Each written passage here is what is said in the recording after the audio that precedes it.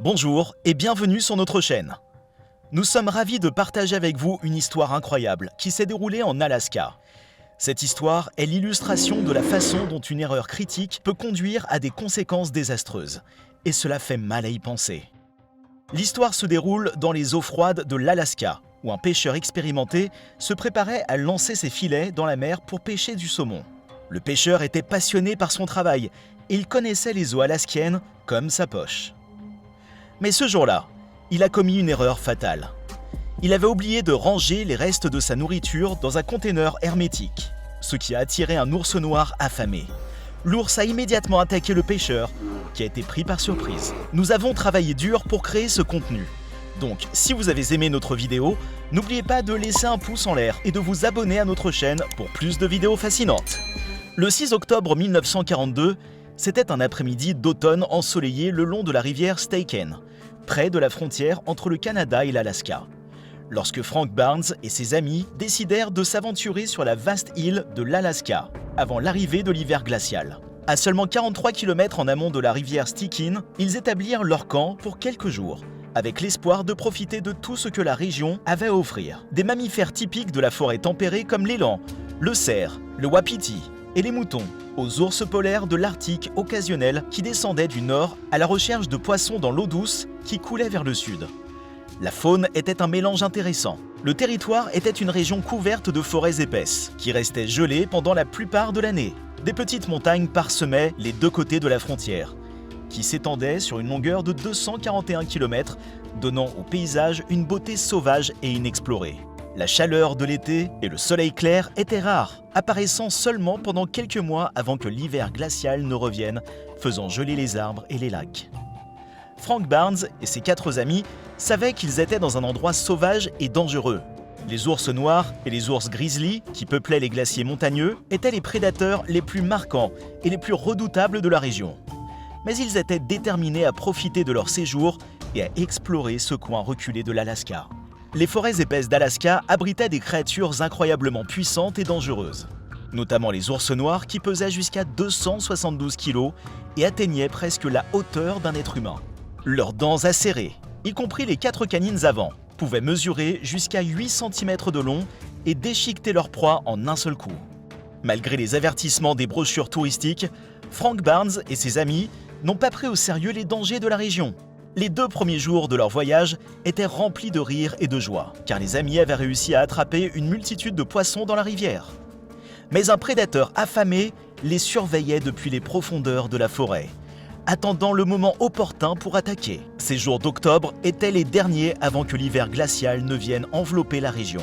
Et l'ours noir, affamé et en colère de voir les humains s'emparer de sa proie, se préparait pour la chasse. Le 3e jour, Frank Barnes, qui avait stocké de nombreux poissons dans son camp, était loin de se douter de ce qui allait se passer. Les heures ont passé, mais personne n'aurait pu voir la tragédie qui allait se produire. Frank Barnes cria aux hommes de rentrer au camp immédiatement. Il ne voulait pas prendre de risque de s'aventurer dans la dense forêt sombre pendant la nuit. Graver Foster voulait rester plus longtemps, mais Frank le convainquit finalement de partir et promit qu'il reviendrait plus tôt le lendemain matin. Les hommes commencèrent à rassembler leurs sacs à dos et leurs fournitures pour rentrer au camp. Une dispute éclata lorsque Frank proposa de prendre un raccourci pour explorer un chemin plus court jusqu'au camp. Il pensait que la dense forêt était un labyrinthe confus et qu'ils pourraient trouver un moyen plus facile pour leur future sortie de pêche. Cependant, les autres n'étaient pas d'accord et voulaient simplement rentrer chez eux pour se reposer. Finalement, Frank décida de partir seul dans la forêt avec sa carte, sa boussole et son fusil. Ils étaient tellement concentrés sur la recherche du raccourci qu'il ne se rendit pas compte de la décision naïve et fatale qu'il venait de prendre. Il marchait seul dans la forêt, son sac plein de poissons morts, convaincu qu'il était à quelques minutes seulement du camp. Bien qu'il ne soit pas expérimenté avec le fusil, sa présence lui donnait une fausse impression de sécurité. Il avançait, écrasant les buissons et les saules tombés, alors que la lumière du jour diminuait rapidement. Après quelques minutes, Frank ressentit une sensation désagréable d'être suivi.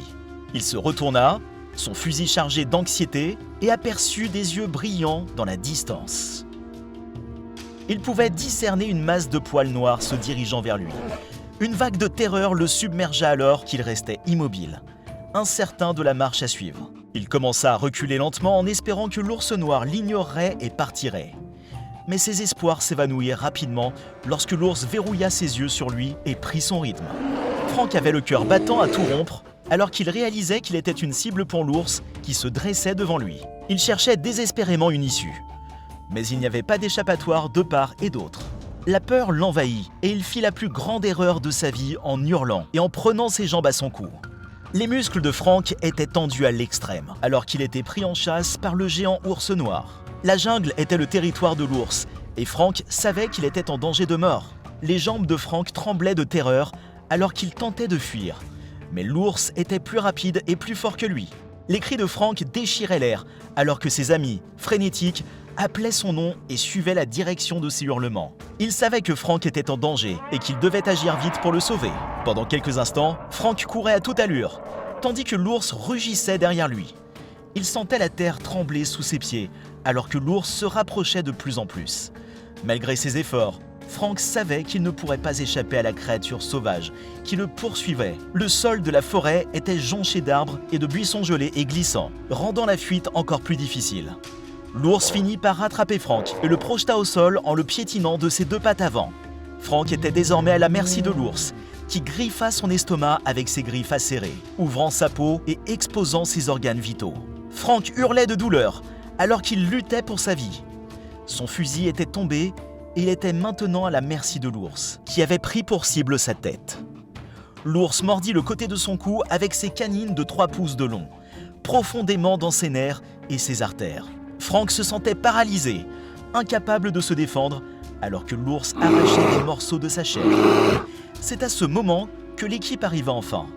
Mais il était trop tard. Ils trouvèrent l'ours en train de dévorer Frank Barnes, vivant. Leur ami était mort sous leurs yeux, victime de l'impitoyable créature sauvage qui avait pris sa vie sans pitié. Les coups de feu ont retenti, l'écho se répercutant à travers les arbres. Les hommes ont tiré, tentant de chasser l'ours noir qui les avait surpris. L'animal finit par disparaître dans les sous-bois, permettant aux hommes de récupérer le corps ensanglanté de leur ami. Ils ont découvert qu'il était inconscient, mais que ses signes vitaux étaient encore présents. L'espoir de le sauver s'est donc allumé dans leur cœur. Ils ont dû dégager son corps d'un piège de saules et de buissons épais. La tâche se révélait difficile, alors qu'il se trouvait dans un état de fragilité extrême. Les hommes ont alors transporté leur ami en aval du camp, vers l'hôpital de la petite ville de Wrangell City, pour qu'il reçoive des soins immédiats. Les médecins ont pris en charge sa blessure, stoppant le saignement abondant et remettant ses intestins en place. Mais le spectacle était effroyable. La gravité de l'attaque révélée par les chairs déchirées et les entrailles exposées. Ils ont immédiatement alerté les autorités qui ont rappelé tous les pêcheurs et campeurs présents dans la région pour éviter de nouvelles attaques.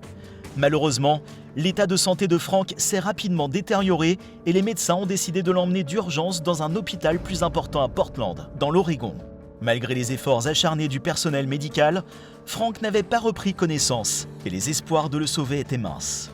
En effet, la quantité massive de sang perdu avait mis sa vie en danger. Malgré la tristesse et la douleur, les amis de Frank ont décidé de continuer à explorer la nature sauvage d'Alaska en son honneur. Ils ont fait le serment de ne jamais oublier leur ami et de continuer à vivre leur vie comme ils l'auraient souhaité, en profitant de chaque instant et ne laissant pas leur peur les empêcher de vivre leurs rêves. Cette histoire est un rappel poignant de la beauté et des dangers de la nature. Les êtres humains doivent apprendre à coexister avec les animaux sauvages en respectant leur habitat naturel. Les animaux ne sont pas malveillants par nature, mais ils peuvent devenir agressifs si on les provoque ou si on envahit leur territoire. Nous devons donc prendre des précautions et être vigilants lorsque nous sommes en présence d'animaux sauvages pour éviter de telles tragédies. Nous espérons que cette histoire vous a captivé et vous a donné une meilleure compréhension des dangers de la vie sauvage. Vos commentaires, vos partages et vos abonnements sont très appréciés et nous aident à créer plus de contenu pour vous. Si vous avez aimé cette histoire, n'oubliez pas de laisser un pouce bleu et de vous abonner pour ne pas manquer nos futures vidéos. Nous vous encourageons également à toujours respecter les animaux sauvages et à être prudents lors de vos aventures en plein air. Merci de nous avoir suivis et à bientôt pour de nouvelles histoires passionnantes.